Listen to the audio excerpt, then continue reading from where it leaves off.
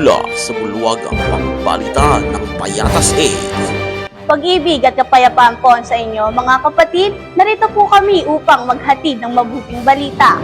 Samantalang tayo may pagkakataon ay magsigawa tayo ng mabuti sa lahat. Mauna na po ako mga kapatid sa pagbati ng advance happy anniversary ng lokal ng Payatas 8.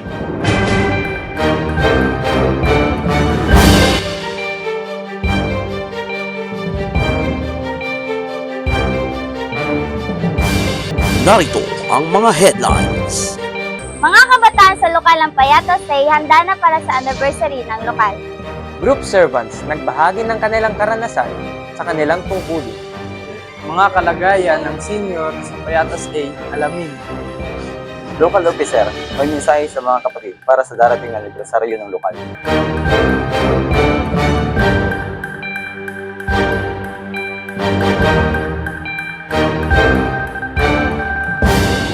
Atin pong alamin ang saloobin ng ating mga kapatid mula sa hanay ng mga group servant sa kanilang karanasan patungkol sa nalalapit na pasalamat ng lokal.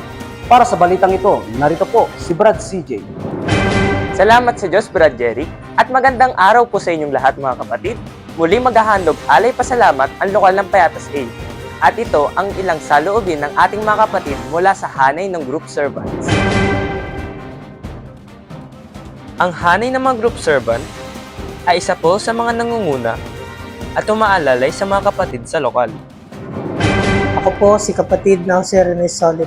Nabautismuhan po ako noong December 20, 2007. Ang grupo na hinahawakan ko po ang Group 70. Ang experience na hindi ko makalimutan bilang kapatid sa lokal ng Payatas ay mga kung saan pinagdidiwang yung 3 araw na SPBB po. At yung makakita yung mga kapatid na sama-samang nagpapasalamat. Mensahe ko lang po sa mga kapatid, manatili po tayo sa aral, huwag tayong bibitaw. Isa lang ang ating pananampalataya na dapat nating hawakan. At yung aral natin natutunan, isa buhay natin. Sa awa tulong ng Diyos, makakarating din tayo sa dapat nating marating. Salamat po si Diyos. Ang pangalan ko po ay Brad Musolomen Paeldonia. Ako po ay nabautismuhan noong April 7, 2005. Ang hinahawakan ko pong grupo ay Group 7. Isa sa mga experience na hindi ko makalimutan bilang isang kapatid ay yung mga bagay na katulad halimbawa nung stay ako dito nung nung matatag ang lokal na ito dito sa Everlasting. Kumbaga, inatasan akong magbantay for almost 1 month. So, nakaranas ako ng yung may kumakalabog dito sa lokal. Yes. Pero, sa awa tulong ng Diyos, patuloy pa rin ang pananalig sa Diyos na anumang uri ng mga pagsubok na dumarating, magpatuloy pa rin sa paglilingkod sa Diyos. Ang isa sa mga mensahe na nais kong iparating sa mga kapatid, magmula sa mga bagong kapatid, sa mga kabataan, hanggang sa katandaan, ay magpatuloy tayo sa ating paglilingkod sa Diyos. Kasi ito talaga ang totoo na reliyon, dalisay ang aral, at wala nang ibang reliyon na matatagpuan kasi galing ako sa iba't ibang mga religious organization tulad ng Aglipay, Baptist, 14 years ako sa Baptist, pero ito talaga ang totoo. Kaya doon sa mga bagong kapatid, tulad ng nabanggit ko kanina, na huwag tayong manlupaypay, bagpos magpakatibay tayo sa pananampalataya. At yan ang mga mensahe ng ating mga kapatid na group servant. Back to studio. After po nating marinig ang mensahe ng isa sa ating mga group servant, ay dako naman po tayo sa grupo ng kabataan. Ano naman po kanilang masasabi? Para sa balitang ito, narito ang ulat ni Sis Joy. Salamat po sa Diyos, Sis Jen. Magandang araw po sa inyong lahat at isang masayang pagbati po ng happy pasalamat sa lahat ng mga kapatid. At dahil po sa nalalapit na ang pasalamat ng lokal, ating alamin kung anong paghahanda ang ginagawa ng mga kabataan. Ayun, bali sa aking paghahanda para sa nalalapit na pagpapasalamat ng lokal, ay syempre una ang aking sarili. Gayon din, syempre kung mayroon man akong nararamdaman na parang galit, inaalis ko na din po yung mga kapatid. Bali sa mga kapatid po, yung wag po tayo magpapabaya ng ating pagkakatipon na gaya po ng ugali po ng iba. Yan po, salamat sa Diyos. At yan po ang mensahe ng ating mga kapatid mula sa grupo ng kabataan Back to Studio. Salamat sa Diyos, Sis Joy, sa iyong report. At dahil sa nalalapit na anniversary ng lokal, atin pong balikan ang payak na pagsisimula ng ating mga kapatid sa lokal ng Payatas A. Narito po ang aking special report. Nagpasimula ang lokal ng Payatas A buwan ng Hunyo taong 2000 sa bahay ng pamilyang Bisaya.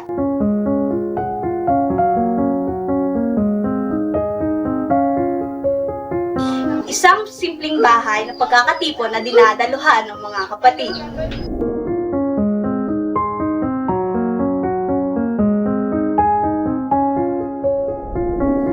At nailipat ang lokal sa lokal ng Commonwealth taong 2011, 10 ng iba pang mga lokal.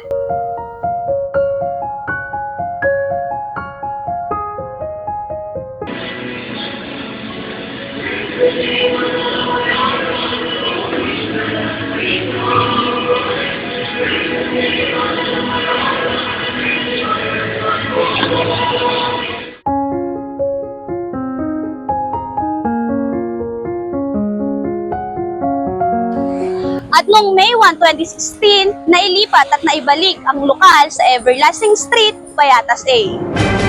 At para naman po sa kabuuan ng special report na yan, inyo lamang po abangan maya-maya lamang. Nagbalik ka pala sa lugar kung saan unang naitatag ang lokal ng Payatas A. Opo, Bro Jeric, talagang malaki na yung pinagbago ng lugar. Naabutan mo ba yung dating lokal, Sis Jean?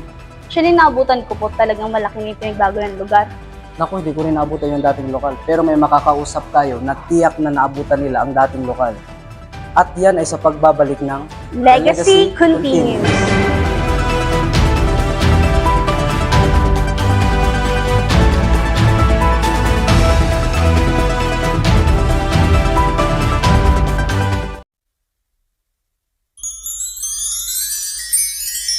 Bring every memory, we'll share another story to the place where I wanna be. The special proof as you and me, morning or night. Whenever I'm here, I feel so fine. Sitting here gazing at you with a cup of coffee, make it two. Every sip gives me delight, stirring up such joy inside. For it's not beautiful if it's not true. It's not the kind of warmth if it's not with you. It's not my coffee if it's not with you.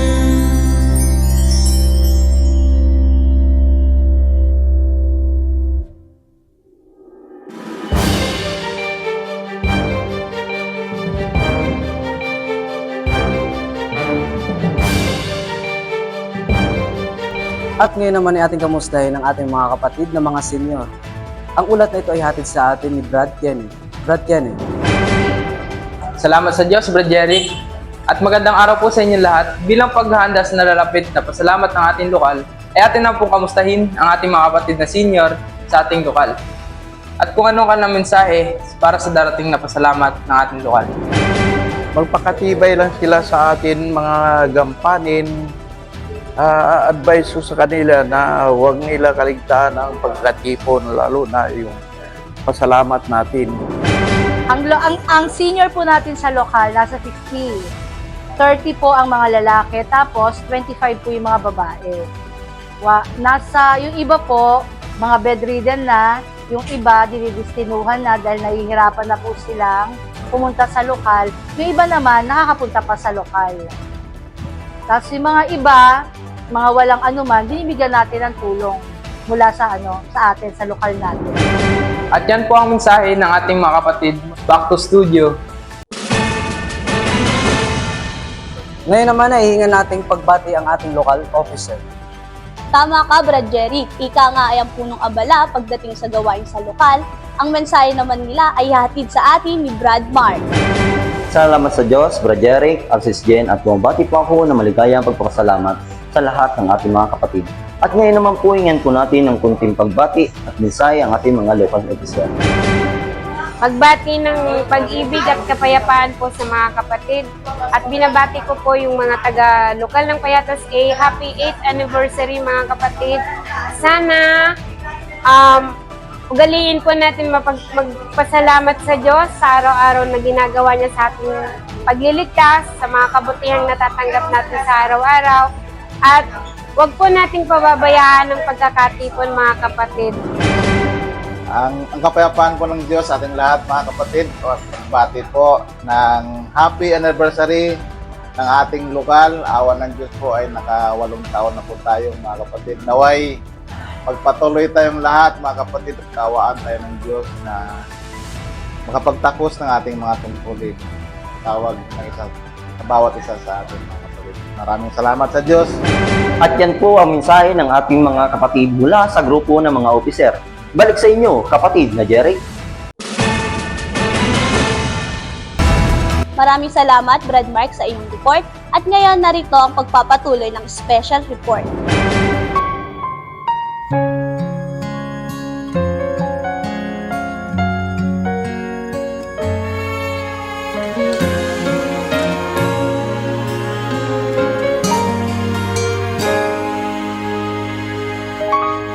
Sunod sa nais ng ating mga tagapangasiwa na matugunan ng mga kapatid na hindi na nakakadalo sa kadahilanan ng ilang mga kapatid ay mahihirap at ang iba naman ay hirap umakyat sa overpass ng Commonwealth at ang iba po ay nalalayuan.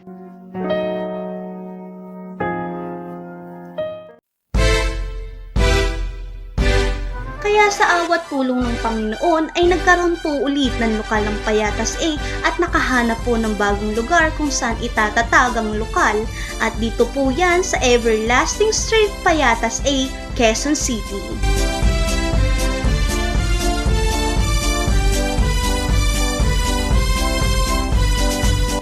Sa kasalukuyan po ang lokal ng Payatas A ay patuloy po at aktibong nakakabahagi sa mga mabubuting gawain ng iglesia gaya ng feeding program,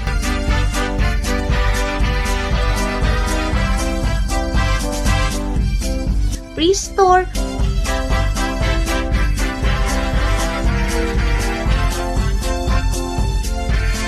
wish date,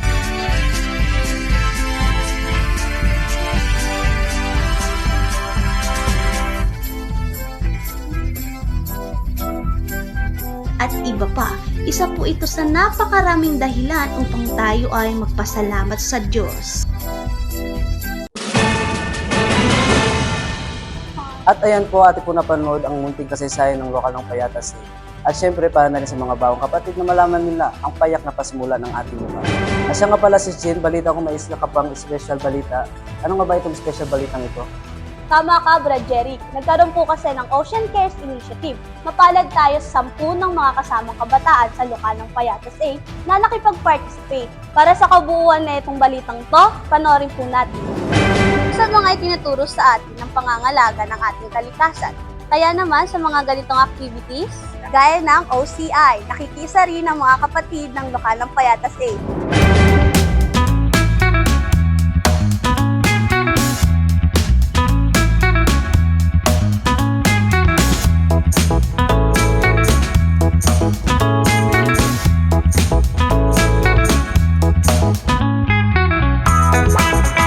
Mga kapatid, sama po tayo sa mga ganitong gawain kasi para matulungan natin yung mga mamamayan natin maging malinis ang kapaligiran.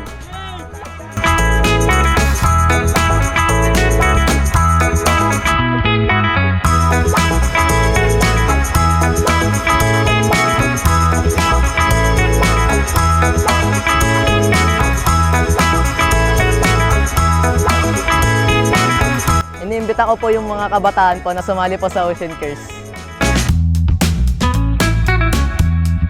Salamat po sa Diyos sa pagkakataon na ito na makabahagi sa ganitong gawain sa OCI.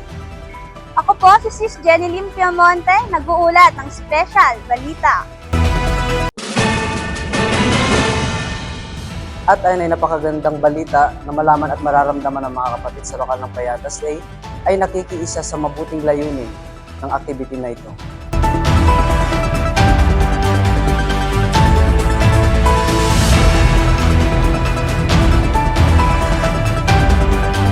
At ayan ang hatid ng legacy continue sa inyo mga kapatid, naway makapagpatuloy po tayo sa awa ng Panginoon at makagawa tayo ng mabuti. Sama-sama po natin sundin ang kanyang kautusan.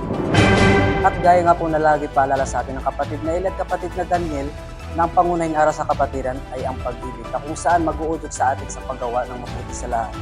At sa ating paghahanda, naway tayo magsama-sama magtalaga upang makamit natin ang lingap ng Panginoon. Advance Happy Anniversary, lokal ng Payatas 8. Ako po si Sis Jenny Lim Piamonte. Huwag po natin kalimutan gumawa ng mabuti at ng bagay na kalugod-bugod sa Diyos. At ako po si Brad Jerry. Hatid ng The Legacy Continue.